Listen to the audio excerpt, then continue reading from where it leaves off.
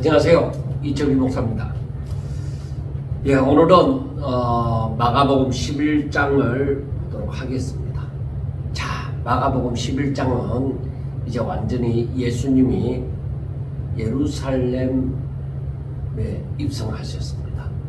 그러니까 전에는 예루살렘에 온 적이 없는데 그게 아니라 마지막 한 주간을 이제 보내시려고 예루살렘에 입성하셨습니다. 그렇기 때문에 예수님께서 물론 제자들과 함께 오는 도중에 예수님이 예루살렘에 내가 이번에 올라가면은 대제사장들과 서기관들과 장로들에게 많은 고난을 받고 그리고 이방인의 손에 넘겨져서 죽임을 당하고 그리고 사흘 만에 살아나리라 하는 것을 말씀하여 주셨습니다. 그러면서 지난 주간에도 말씀을 드렸지만은 예수님께서 이렇게 예루살렘에 이번에 올라가면은 이런 많은 고난을 받고 죽임을 당하고 또 사흘 만에 살아나리라는 그 말씀을 하시면서 제자들에게 주신 교훈이 무엇이었습니까? 이렇게 살아라는 것입니다. 그 대표적인 구절이 마태복음 16장 24절과 25절입니다. 그리 마태복음 16장 24절과 25절이 대표 구절인데 이렇게 살아라는 것이잖아요. 자기를 부인하고 자기 십자가를 지고 주를 따를 것이니라. 그리고 주와 복음 다른 곳에 있는 성경하고 합하면은 주와 복음을 위해서 목숨을 잃을 때에 자신을 드릴 때에 그때에 오히려 구원을 얻으리라는 말씀을 합니다. 그리고 마태복음 16장 26절에서는 행한 대로 갚으시리라 하고 말씀을 합니다. 그러니까 예수님께서 제자들에게 너희들은 이렇게 살아라고 말씀하신 그 대표적인 구절이 마태복음 16장 24절과 25절의 말씀이라면 그러니까 제자들의 삶은 누구든지 예수님을 따르고자 하는 사람들의 삶은 바로 자신을 부인하고 자기 십자가를 지고 주와 복음을 위해서 자신을 온전히 드리라는 것입니다. 그러면 너희들이 살게 되어진다. 영생을 얻게 되어진다 하는 말씀입니다. 자, 그런데 마태복음 11장에 마가복음 11장에 들어와서 보면은 예수님이 예루살렘 입성을 하시는데 만약에 우리가 예수님의 입장이 되어졌다고 하면은 드디어 예루살렘에 입성하셨습니다. 이제부터 많은 고난을 받으리라고 말씀하신 대로 그 많은 고난을 인식을 할 겁니다. 예수님은. 그러면 우리가 예수님의 입장이 되어졌다고 하면은 어떨 거예요? 덜덜 떨릴 거예요. 우리 사람인 우리가 예수님의 입장이 되면은 십상 두렵고 떨릴 것입니다. 예루살렘에 입성했다고 하더라도 진짜 하나님의 도우심이 없으면은 그 힘듦을 이겨내기가 아마도 힘들 것입니다. 그것을 어디서 알아볼 수 있느냐면 예수님께서 마지막에 감난산에서 기도하실 때에 이 잔이 내게서 옮겨가기를 원했습니다. 왜 그랬을까요? 그 고난이 너무 크니까. 예수님으로서 감당하기 힘든 고난이 있으니까. 물론 육체적인 고난도 고난이죠. 우리가 앞에서 말씀을 했다시피 능력을 받고 침뱉음을 받고 뭐 그러한 일도 있지만은 그러나 어떤 면에서는 예수님이 의인이잖아요. 죄가 없으신 분이잖아요. 그런데 사람들의 죄를 짊어짐으로 죄인이 되어지는 거죠. 그리고 아버지로부터 하나님 아버지로부터 버림을 당하는 것이죠. 이 어려움도 이 힘듦도 굉장히 힘든 것이었을 것입니다. 자, 그런데 이제 예루살렘에 입성하신 예수님의 모습을 보면은 정말 오히려 놀랄 일입니다. 예루살렘에 입성하시는 예수님의 모습은 쫄장부의 모습이 아닙니다. 두렵고 떨리는 모습이 아닙니다. 왕으로서의 입성입니다. 자, 먼저 그 왕으로서 입성하기 전에 그 일을 위해서 그들이 1절에 보면은 그들이 예루살렘에 가까이 와서 감람산 벳바게와 베다니에 이르렀을 때에 예수께서 제자 중 둘을 보내시며, 그 둘이 누군지는 모릅니다. 그 둘을 보내시면서 뭐라고 말씀하셨느냐? 너희는 맞은편 마을로 가라. 거리로 들어가면 곧 아직 아무도 타보지 않은 나귀 새끼가 매여 있는 것을 보리니 풀어 끌고 오라. 만일 누가 너희에게 왜 이렇게 하느냐 묻거든 주가 쓰시겠다 하라. 그리하면 즉시로 즉시리로 보내리라. 그렇게 말씀을 하셨습니다. 제자 둘을 맞은편 마을로 보내면서 너희들이 그 맞은편 마을에 들어가면은 아무도 타보지 않은 나귀 새끼가 매여 있을 것이다. 그런데 그것을 풀어서 끌고 오너라. 근데 풀을 끌고 오면은 누군가가 왜 이렇게 하느냐, 나귀를 풀을 끌고 가느냐 그렇게 말하거든 주가 쓰시겠다 하라. 그러면은 즉시로 이리로 보낸다는 것입니다. 정말 여러분 놀랍지 않습니까? 어떤 사람과의 약속이 있은 것이 아닙니다.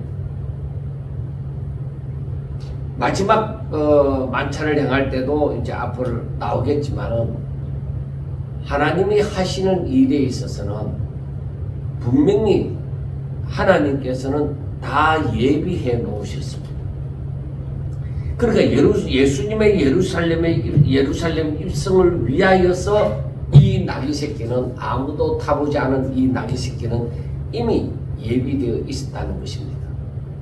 아마 나귀 새끼의 주인도 그걸 몰랐을 것입니다.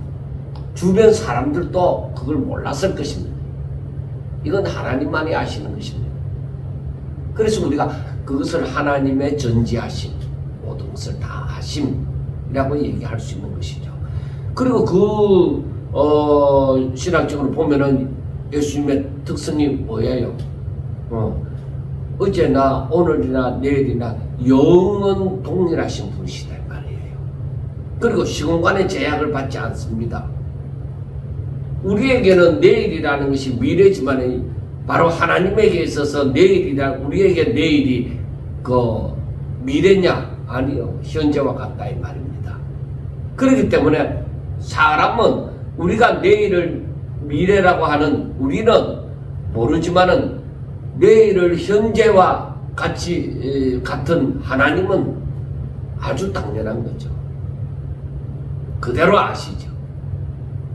그래서 예수님께서는 제자 둘을 보내면서 네가 맞은편 마을로 가면은, 너희들이 맞은편 마을로 가면은 아무도 타보지 않은 나귀 새끼가 있을 것이다 하고, 아니 지금 보고 있는 듯이 말을 하신다는 것입니다. 그러면서 그것도 풀어서 끌고 오라. 그럼 풀을 끌고 오면은 어떤 사람이 너희들에게 물을 것이다. 왜 이렇게 하느냐? 왜 나귀 새끼를 풀을 끌고 가느냐? 그러면은 너희들이 주가 쓰시겠다 하면은 아무 말 없이 보내줄 것이다. 예수님은 너무나도 명확하게 사람이 또 어떻게 말하리라 하는 것까지도 다 아시는 거예요. 그래서 우리가 여기에서 생각하고 또 생각하는 것이 무엇이냐? 하나님은 성경대로 다 성취하신다는 거예요. 그래서 우리가 예언되어진 우리 사람들에게 있어서 앞으로 일어날 일에 대해서 예언되어진 모든 하나님의 말씀을 우리는 소홀히 하면 안 됩니다. 그 말씀을 잘 생각하고 기억하고 있어야 되는 것입니다. 우리가 그래서 스가랴서 9장 9절에 보면은 시온에 따라 크게 기뻐할지어다. 예루살렘에 따라 즐거이 부를지어다. 보라 내 왕이 너게 임하시나니 그는 공의로우며 구원을 베푸시며 겸손하여 나귀를 타시나니 나귀의 작은 것 곧 나귀 새끼니라 하고 말씀을 합니다. 그러니까 시온에 따라 예루살렘에 따라 기뻐하고 즐거이 부르라 내 왕이 임하는데 자 스가랴 9장 9절에 여기에서 딸들아 하는 것은 이스라엘 백성들을 두고 얘기하죠. 기뻐해라. 왜? 너희 왕이 임하신다는 거야. 왕이 임하시는데 나귀 새끼를 타고 너희들에게 말이라는 것입니다. 그래서 여기에서 보면은 그는 공의로우며 이 왕은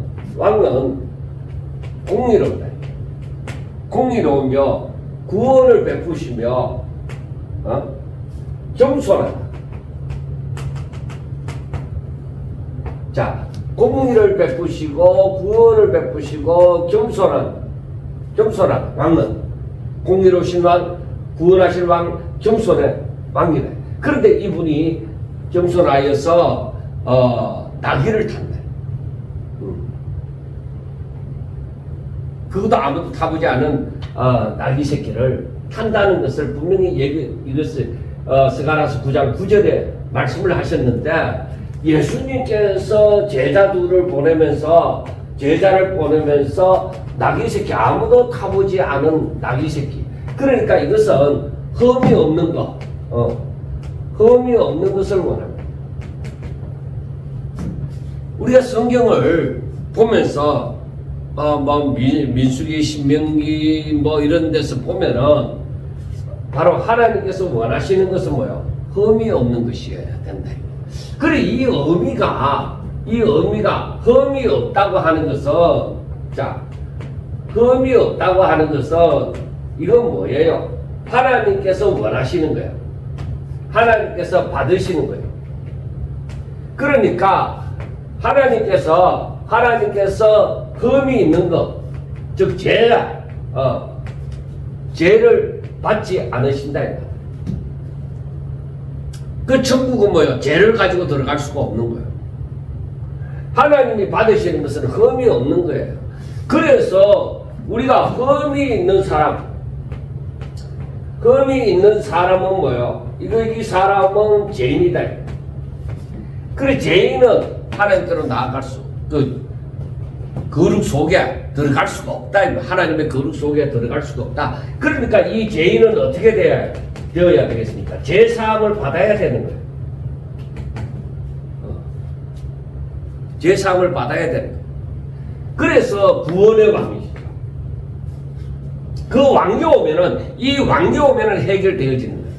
자, 그런데 여기에서 보면은 이제 4절에 보면은 제자들이 가서 본 적 나귀 새끼가 문화 거리에 매여 있는지라 그것을 푸니 거기에 있는 사람 중에 어떤 이들이 나귀 새끼를 풀어 무엇하려느냐 하며 제자들이 예수께서 이르신 대로 말한데 이에 허락하는지라 하고 말씀을 합니다.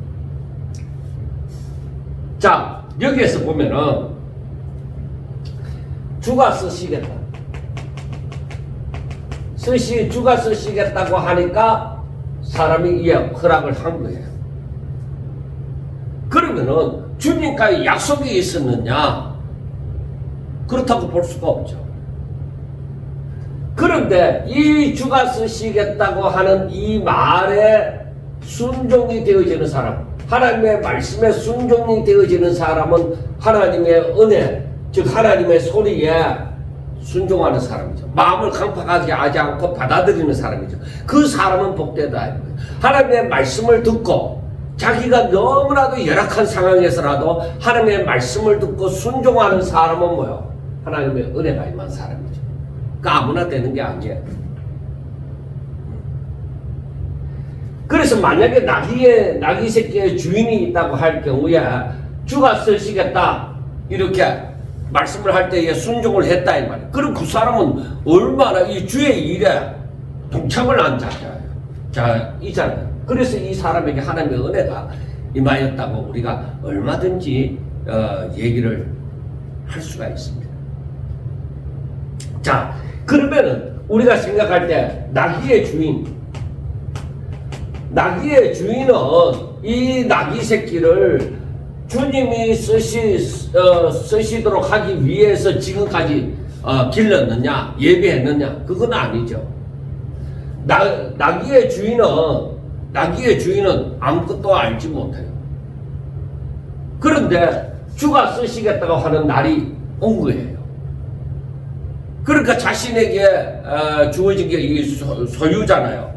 그리고 자기에게 주어진 것이 주가 쓰시는데 쓰임을 받는 것에 대해서 흔쾌히 허락을 하는 것이죠. 이게 하나님의 은혜가 아니겠습니까? 그래서 우리가 항상 하나님께서 나는 알지 못하는데 내게 주어진 것이 있어요. 재능도 있고 여러 가지 나의 어떤 힘도 있고 시간도 있고 물질도 있고 여러 가지 것이 있을 때에 주가 쓰시고자 할 때에 내 마음이 강박하지 아니하고 아멘 이 사람처럼 아멘이 되어지는 사람, 순종이 되어지는 사람. 제가 엘리야와 사람과 가브를 자주 예를 들지만은 저는 그 엘리야가 하는 말을 듣고서 그가 하나님의 종인 줄 알고 이 종으로서 이 가브에게 얘기를 했을 때 그 가브가 그 말을 듣고 얼마든지 반대적으로 욕을 할 수 있고 불순종할 수가 있는데 아니 그 엘리야의 말을 듣고 순종했다는 것이 너무너무 저희한테는 제가 생각할 때는 제 자신에게 너무너무 감동이에요. 어떻게 그럴 수가 있느냐. 정말 놀라운 일이지 않습니까? 자, 그래서 이제 나귀 새끼를 끌고 왔어요. 나귀 새끼가 이제 예수님에게 이렇게 이제 제자들을 끌고 왔잖아요. 그런데 여기에서 나귀 새끼를 끌고 와서 어떻게 해요? 자기들의 겉옷을 얹어 놓으면 그러니까 7절에도 자기들을 끌고 와서 자기들의 겉옷을 그 위에 얹어 놓으면 사람들의 겉옷을 얹어 놓으면 예수님이 타신 거예요. 자, 그런데 사람들이 길가에 길에다가 사람들의 겉옷을 또 다른 이들은 나뭇가지 벤나뭇가지를 덜해서 벤나뭇가지를 길에다가 펴니다. 이 붉은 레드카펫이 아니라 이렇게 왕으로 임한 분이 그는 공의로우시고 구원을 베푸시고 겸손하다. 그래 이분이 나귀 새끼를 타고 갈 때에 바로 나귀 새끼 위에다가 사람들이 겉옷을 벗어서 얹고 그 길가에는 겉옷과 나뭇가지를 베어서 그 가시는 길에 해놓는 거예요. 그래 하면서 이 사람들이 뭐라고 해요? 호산나 찬송하리로다 주의 이름으로 오시는 이여. 그러니까 주의 이름으로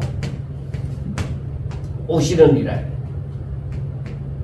주의 이름으로 오시는 이여. 그 다음에 또 찬송하리로다 오는 우리 조상 다윗의 나라요. 오는 우리 조상 다윗의 나라. 다윗의 나라여. 가장 높은 곳에서 호산나. 그러니까 가장 높은 곳에서 호산나 하고 찬양을 한다. 자, 여러분들 보세요. 여기서 보면은 여기서 볼 때에 바로 찬송하리로다 주의 이름으로 오시는, 주의 이름으로 메시아로서 오신 분이시. 오는 앞으로 다가올 우리 조상 다윗의 나라, 그런 회복되어지는 그 다윗의 나라. 그 다음에 가장 높은 곳에서 최고의 최고의 분으로 그렇게 찬양을 하는 거죠. 그래 이 사람들이 예수님을 왕으로 생각을 합니다. 그리고 오실 왕으로 생각을 합니다. 그래서 이렇게 찬송을 하는 거예요. 찬송을 하는데 이 사람들은 지금 왕으로 메시아로 오시는 분이신데 이분을 정치적인 메시아로 정치적인 자신들을 구원하여 줄 메시아 공의로우신 분을 싫어 겸손한 분으로 그렇게 생각하는 거예요. 정치적인 메시아. 이것은 이 정치적인 메시아는 자신들이 바라는 거예요. 자신들이 바라는 거예요. 그래 자기들이 생각할 때에 성경을 바라볼 때에 그 메시아가 오면은 그분이 오면은 다 해결한다. 예수님을. 그래 왕으로 지금 성경 스가랴서 9장 9절에 있는 말씀처럼 왕으로서 나귀 새끼를 타고 이렇게 그 말씀 그대로 성경 예언을 성취하시는 그런 분으로 오시는데 사람들의 생각은 뭐예요? 정치적인 메시아. 사람들이 자기들이 생각할 때는 이 정치적인 메시아라고 생각을 하는 거예요.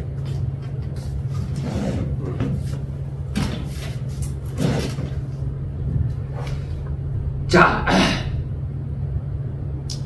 이것은 예수님이 예루살렘에 입성했다는 것은 성경의 예언대로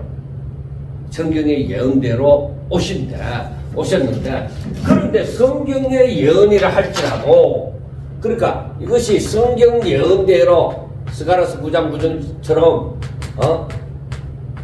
그러니까 성경 예언대로 오셨다 하지만은 이것은 너무나도 중요한 거예요. 너무나도 중요. 이건 하나님의 계획 가운데 하나님의 계획이다. 하나님께서 이 계획을 따라 예수님을 이 땅에 보내시고 이 땅에 보내셨다. 하나님의 계획을 따라 이 땅에 보내셨다. 그리고 하나님의 계획을 따라서 예수님께서 왕으로 임하십니다.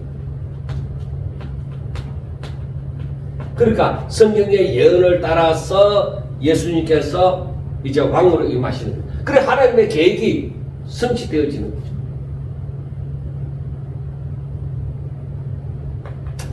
우리가 바라볼 때에 예수님의 모습은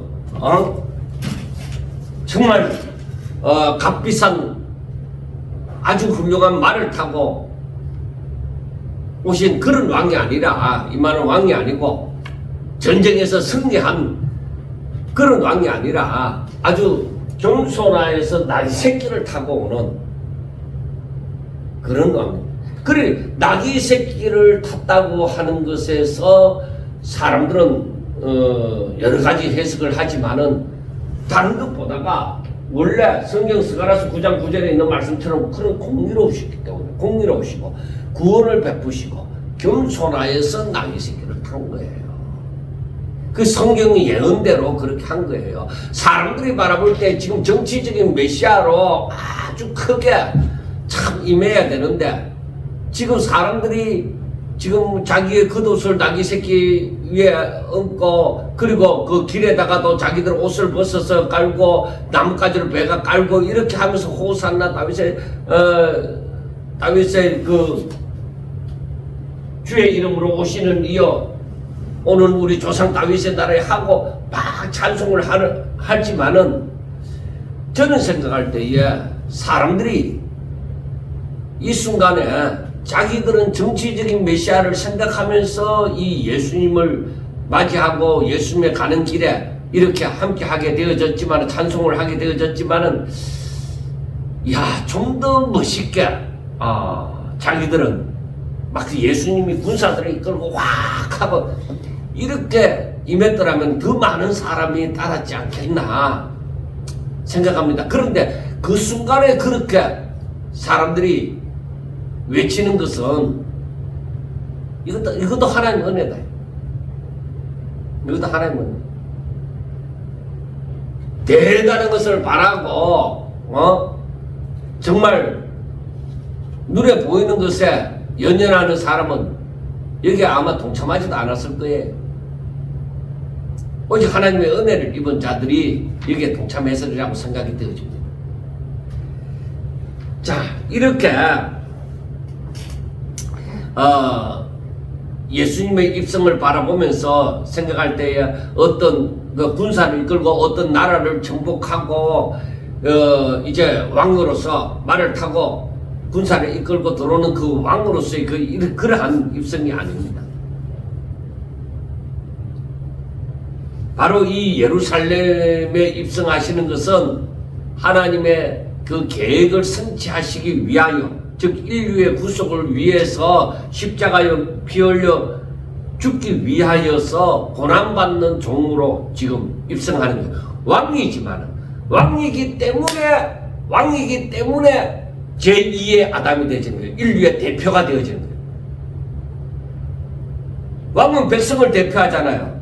그러니까 자기를 따르는 사람들의 그 대표가 되어지는 거예요. 제2 아담이 되어지는 거예요. 그러니까 믿는 자는, 예수께 속한 자는 다 구원함을 받게 되어지는 것이죠. 그래서 우리가 이 말씀을 보면서 이 여러 가지를 우리가 생각을 해볼 수가 있습니다.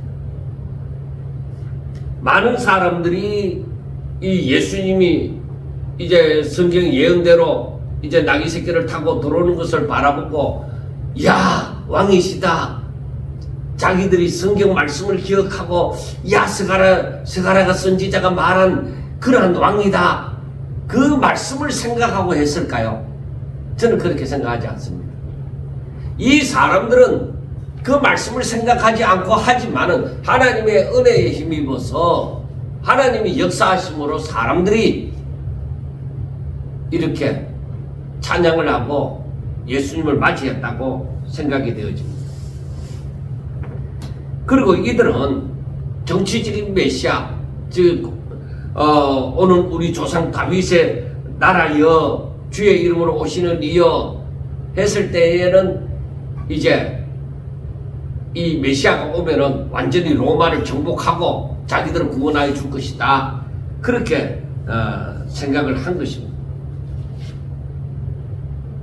그래서 사람들은 자동적으로 그렇게밖에 생각할 수밖에 없는 이유가 있습니다. 왜? 자기들이 지금 로마의 압제에서 지금 고난당하고 있다 이 말이에요. 여기에서 구원하여 줄 메시아는 로마를 압제하는,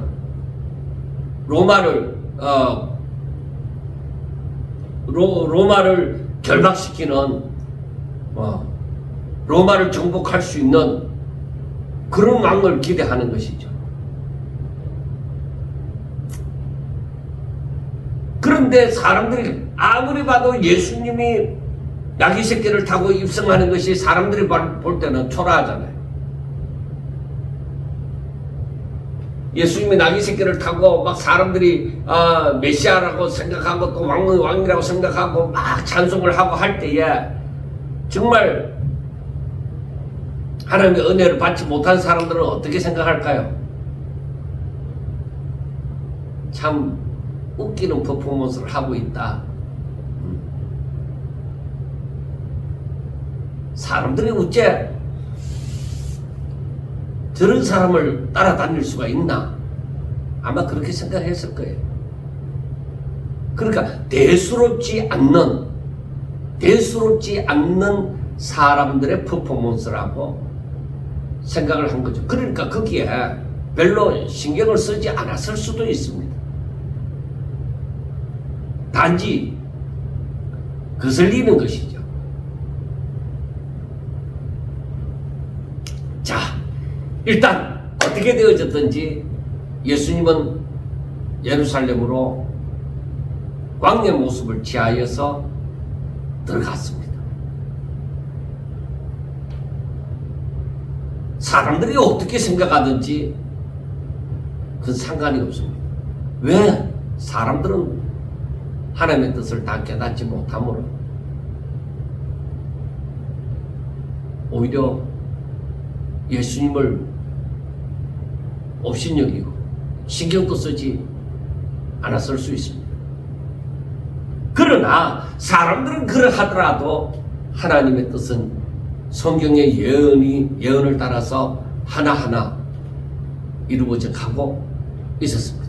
예수님이 예루살렘 성전에 들어가서 이제 그 성전의 행편을 두루 살펴보시고 날이 저물므로 말미암아 12제자를 데리고 다시 베다니로 성전 밖으로 나갔습니다.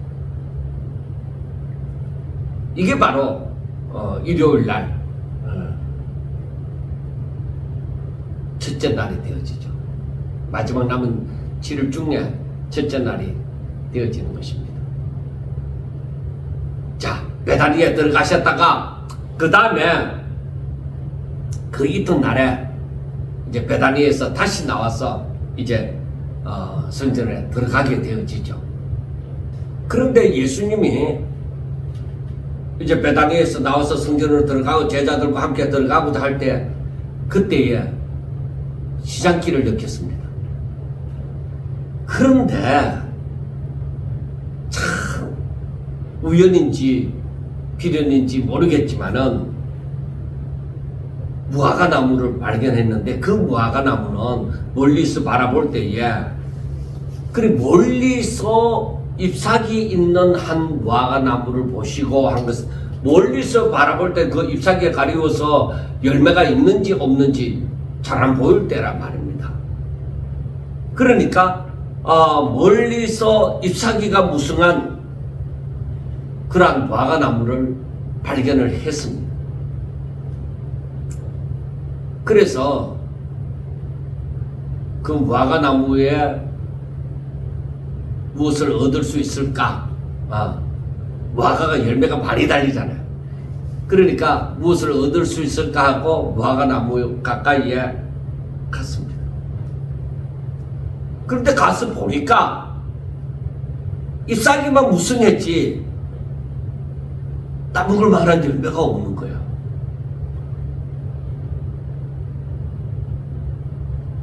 그런데 우리가 생각할 것은 그 13절에 보면은 이는 무화과의 때가 아닙니다.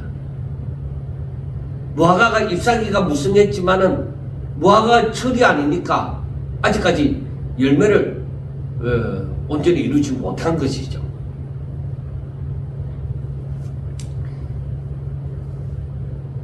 그런데 생각해 보면은 예수님이 무화과의 때를 몰랐을까요? 알았을 거 아닙니까? 거기에 사셨는데. 그러면은 무화과가 언제 정도 열매를 맺는다는 것은 분명하게 알고 있었을 것입니다. 그래, 무화과 때도 아닌데 잎사귀가 많이 있다고 해서 그 무화과 나무에 가서 열매를 구한다 하는 것은 말이 아니잖아요. 뭔가 좀 이상하다고 생각될 것입니다. 그런데 14절 보면은 예수께서 나무에게 말씀하여 이르시되 이제부터 영원토록 사람이 내게서 열매를 따먹지 못하리라 하니 제자들도 이를 듣더라 하고 말씀을 합니다. 자, 우리가 무화과나무를 보면은 뭐 어떤 사람들이 말하기를 그 이스라엘에서 무화과가 1년에 뭐 4번 열매를 맺힌다 하고 뭐 여러 가지 얘기를 합니다. 그리고 또 한 가지는 무화과가 이제 한번 열매를 맺힐 때에 지난번에 낳는 가지에서는 열매를 더 빨리 맺습니다. 그리고 새로 난 가지의 열매는 그 다음에 이제 시작하는 것이죠. 그러니까 지난번에 맺힌 그 가지에서 열매가 더 빨리 맺히고 그 다음 새로 난 가지는 천천히 그 차이가 있다는 것이죠. 그러니까 열매를 따는 철에 그렇게 두 번 딴다는 것이죠. 그렇게 함으로써 뭐 여러 가지 뭐 이해를 억지로 하려고 할 필요는 없습니다. 여기에 성경에 있는 대로 이 무화과의 때가 아니었다. 그런데 예수님이 가신 것은 무화과 나무의 잎사귀가 무성한 것만 보고 가셨다. 그러면 예수님이 그 때가 아니었다는 것을 분명히 아시는데 잎사귀가 무성한 무화과 나무에 간 것은 분명히 이유가 있을 것이다 하는 것을 우리가 알 수가 있습니다. 자, 그래서 무화과 나무 비유에서 생각해야 되는 것은 무화과 나무가 멀리서 볼 때에 무화과 나무가 멀리서 볼 때에 잎사귀가 무성했다. 잎사귀가 무성했다는 거. 그 잎사귀가 무성하면 뭔가 열매를 기대할 수 있다는 겁니다. 그러니까 시장기가 있다 하면서 그러니까 무엇을 얻을 수 있을까? 열매를 구하는 기대가 있다. 열매에 대한 기대가 있습니다. 그런데 정작 무화과 나무는 뭐예요? 때가 아니다. 열매를 맺는 때가 아니다. 자, 여기에서 예수님께서 왜 그러면 때가 아닌데, 철이 아닌데, 그 잎사귀가 무성하다 해도 철이 아닌데 예수님이 갔을까 했을 때에 이것은 우리가 생각해 볼 수 있는 것이 그 다음 말씀들을 바라보면 교훈을 주시기 위함입니다. 그래서 성경을 보면은 일상적으로 우리가 무화과나무에 대해서는 무화과나무는 일상적으로 이스라엘을 상징한다. 그렇게 성경을 보면서 많이 생각을 합니다. 자, 그러면은 무화과나무가 잎사귀가 무성하다고 하는 것은 뭐냐? 사람이 볼 때 뭔가 대단한 존재로 여긴다는 거예요. 잎사귀가 무성한 거. 우리가 그 소문난 장치에 먹을 것이 없다 하는 그런 말도 있지만은 하여튼 이 무화과나무의 잎사귀가 무성할 때는 사람들이 대단한 존재로 생각하는 거예요. 그런데 정작 열매는 없다. 얻는 그 기대를 거는 것이 없다. 그래, 이게 무엇이냐? 대단한 존재로 생각되어지지만 열매는 없다. 이게 외식하는 자예요.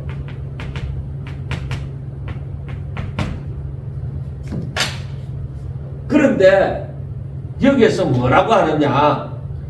이 아무것도 없는 것을 보고서 이제부터 영원토록 사람이 내게서 열매를 따지 못하리라. 그래, 이것은 외식하는 자에 대한 심판이에요. 그래서 우리가 생각하는 것은 무엇이냐? 하나님은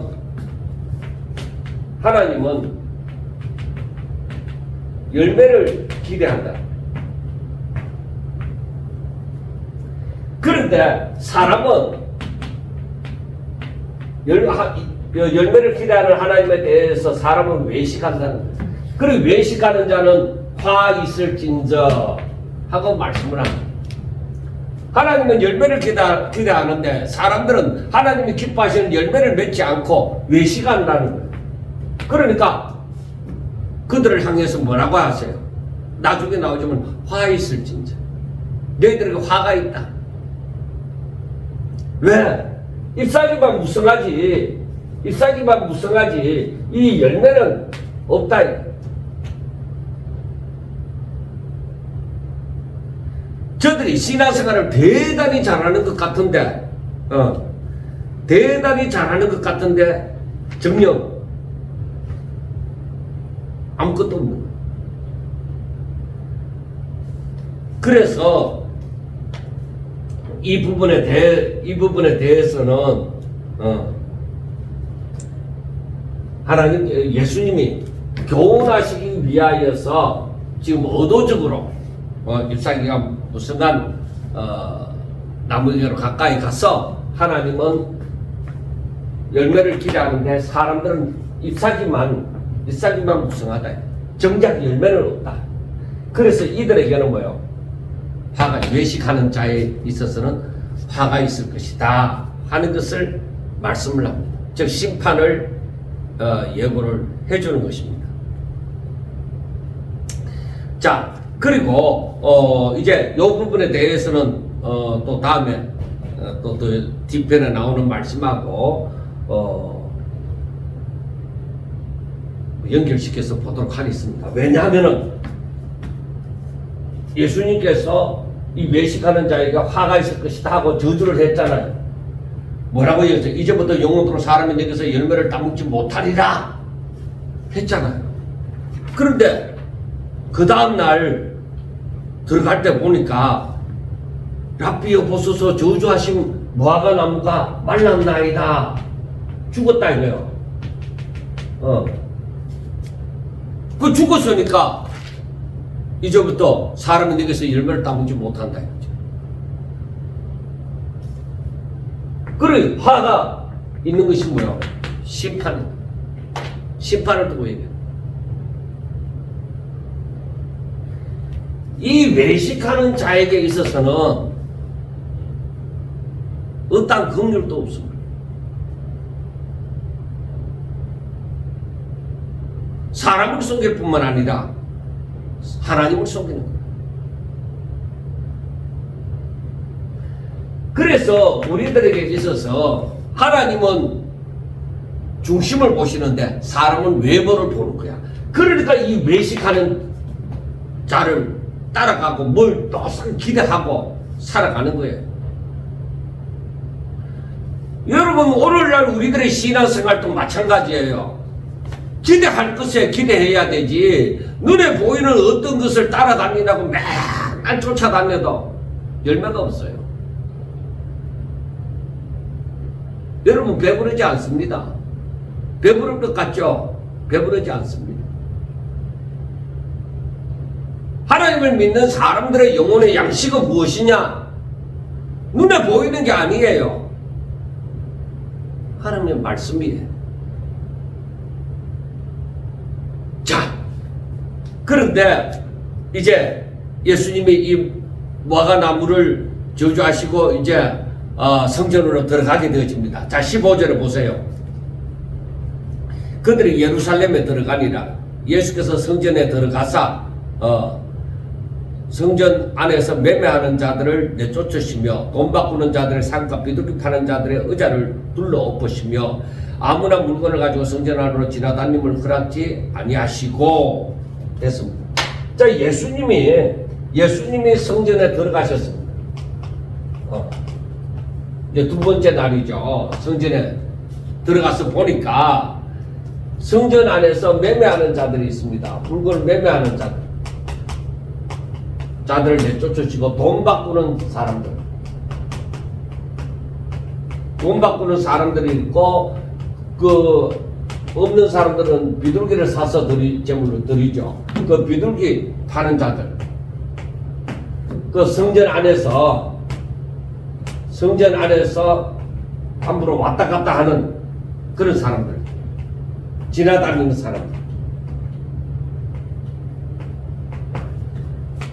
자, 이 사람들은 매매하는 사람이나 돈 바꾸는 사람이나 비둘기 파는 사람이나 성전에서 지나다니는 사람들이 왜 있느냐? 멀리서 오는 사람들을 위해서 이들이 있습니다.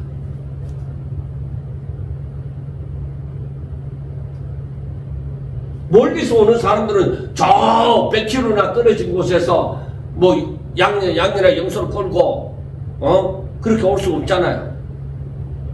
그러니까 예루살렘에 와서 이제 성전에서 사용하는 화폐, 그 다음에 이 짐승, 또 여러 가지 매매하는 거, 그 다음에 성전 안에서 그걸 들고 왔다 갔다 하죠.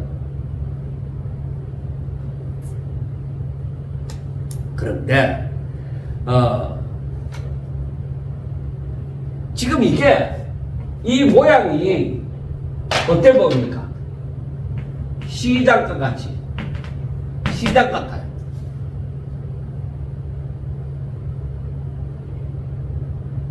그런데 예수님께서 하시는 말씀이 무엇이냐?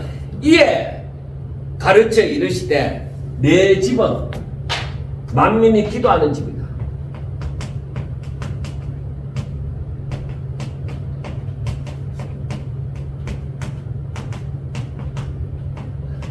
내 집은 만민이 기도하는 집이라 칭함을 받으리라 하지 아니하였느냐? 그런데 너희들이 시장 강도의 소굴처럼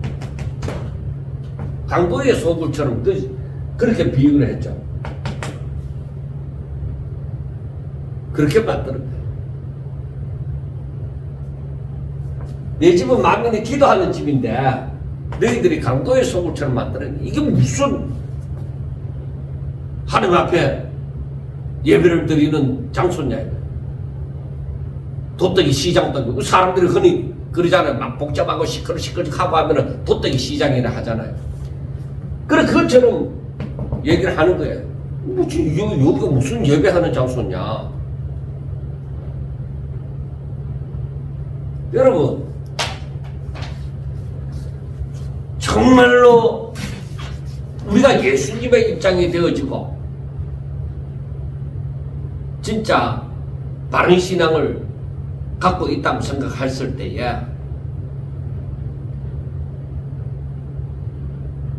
그걸 좋게 그 광경을 보면서 우리가 좋은 마음을 가질 수 있습니까? 예배하는 장소인데 그 무슨 도떼기 시장도 아니고 시장에 무슨 개판 5분 전 같이 그렇게 여겨진다는 거예요. 예수님의 마음이 절대 편할 수가 없죠. 그러니까 들어가서 막 사람들을 쫓아내시고 막 상을 둘러엎고 다 쫓아보내는 거예요. 그런데 거기에 주관자처럼 있는 사람들은 누구예요? 제사장들.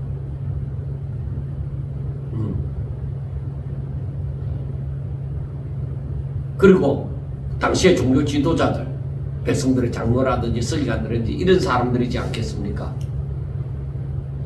이들이 예수님이 하는 모습을 보았을 때에 절대로 좋게 보이지 않죠. 그렇지 않아도 예수님을 잡아 죽이려고 했는데 예수님이 이러고 있으니까 저들에게 이해가 되어집니까? 절대로 이해가 안 되어지죠.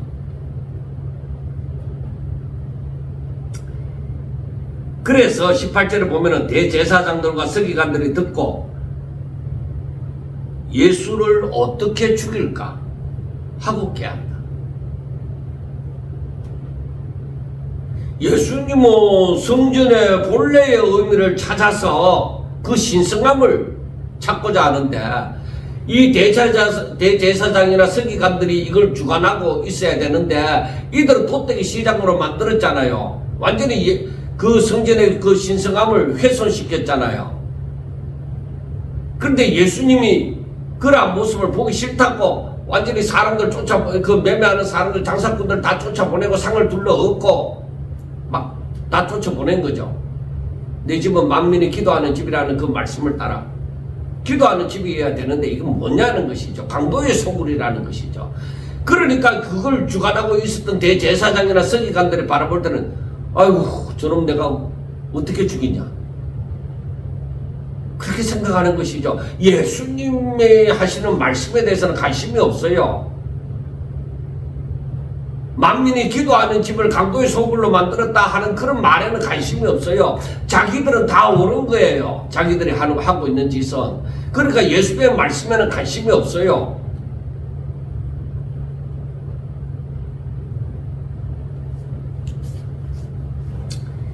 그러니까 앞에서 무화과나무에 비유해서 보았지만은 외식하는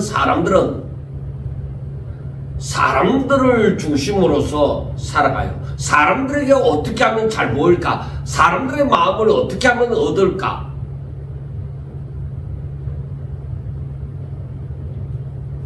그러니까 성전도 부패되어져 가죠.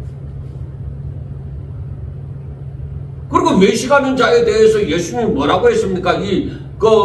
잎사귀만 무성하고 열매가 없는 무화과에 대해서 14절 마지막에 보면은 이제부터 영원토록 사람이 내게서 열매를 따먹지 못하리라.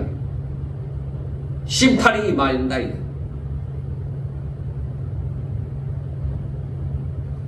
하나님의 긍휼이 거기 없어요. 그 나중에 보면은 그 무화과나무가 말라 죽었잖아요. 뿌리부터 말라가 죽었잖아요. 그리고 외식의 신앙으로 중심이 없는 신앙으로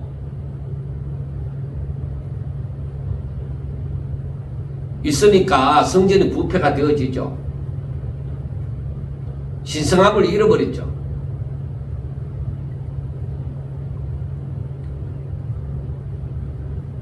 여러분, 예배하는 장소는 정말로 우리가 진짜 고난을 당하여서 성전도 없이 또 어디서든지 함부로 예배 드릴 수가 없는 그런 핍박이 다가왔을 때는 그 어느 곳이든지 하늘나라가 되어집니다. 하나님이 함께 두세 사람이 모여서 하나님 앞에 할 곳에 하는 그런 곳에 얼마든지 예배 드릴 수가 있습니다. 그것이 안방이든지 그것이 마루든지 아니면 어떤 공간이든지 아니면 산 위에 서든지 그것이 성전이 되어집니다. 그런데 당시 예루살렘에 있는 성전이나 오늘날 교회나 마찬가지예요. 내 중심이 온전치 않아서 도떼기 시장으로 막 만들어 놓으면은 어떻게 되어져요? 신성함을 잃어버렸잖아요.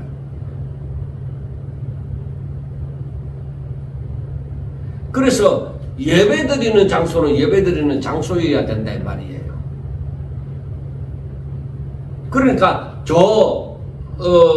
별간 사람 커뮤니티 하는 교제하는 장소로 만들어진 공간 같은 경우에는 뭐 어떤 일을 하든지 게임을 하든지 레크레이션을 해도 좋은데 예배드리는 장소에서는 예배만 드렸으면 좋겠다는 것이죠. 아무리 시대가 변해도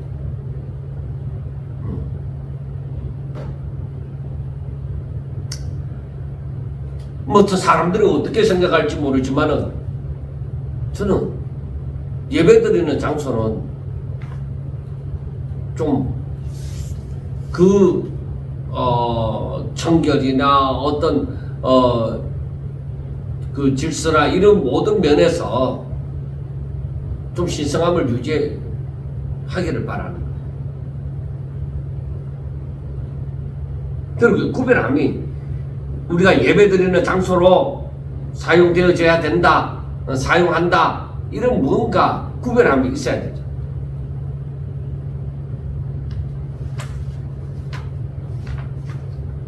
이런 부분이 없으면 점점 더 하나님을 향한 내 마음은 식어져 가요. 타락해져 가요. 해이해져 가요. 그래서 우리가 항상 예배하는 장소만큼은 지켜야 된다. 그게 대단한 의미를 자꾸 생각할 것 없이 내가 예배하는 장소니까 하나님 앞에 나아가고 하나님 앞에 영광 돌리는 그런 장소이기 때문에 우리는 예배 장소는 우리 스스로가 지켜야 될 줄 믿습니다.